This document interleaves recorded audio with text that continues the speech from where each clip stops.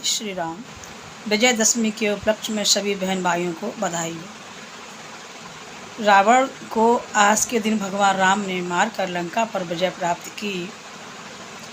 तो रावण को तो माता जानकी भी अगर चाहती तो एक नज़र से भस्म कर सकती थी।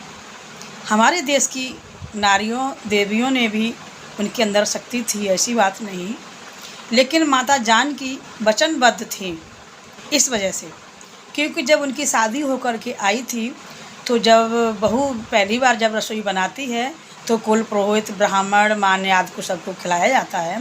तो राजा दशरथ ने अपने गुरु वशिष्ठ और विश्वामित्र जी को भोजन के लिए बुलाया था। तो सीता माता जब भोजन की थाली लेकर के आई रसोई से निकलकर, तो गुरु वशिष्ठ जी ने उनकी परीक्षा लेने की परीक्षा ली सीता जी की।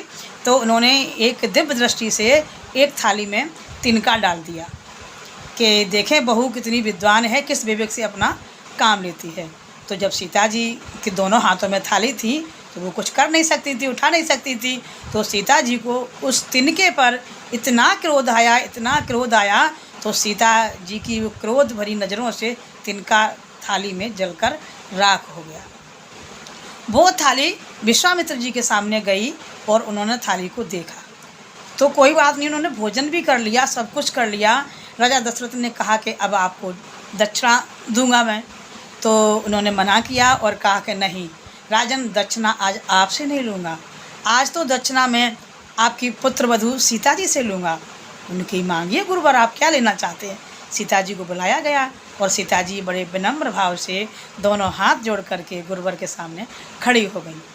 तो गुरु वशिष्ठ जी ने कहा, सीते मैंने आज तुम्हारी परीक्षा ली थी, तुमने जितना क्रोध आज इस तिनके पे किया है, इतना क्रोध अपने जीवन में कभी किसी पर करना मत, क्योंकि जैसे आज ये तिनका जलकर राख हो गया है, उसी तरीके से जिस व्यक्ति पर आप क्रोध करेंगी वह व्यक्ति जलकर राख हो जाएगा। तो सीता जी वचनबद्ध थी।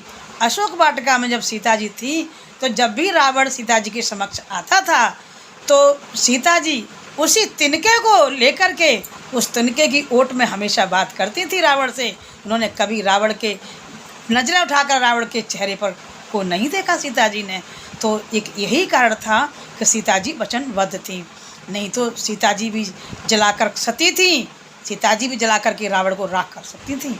लेकिन राम का तो अवतार ही रावण को मारने के लिए हुआ था, ये भी एक सीता जी की मर्यादा थी।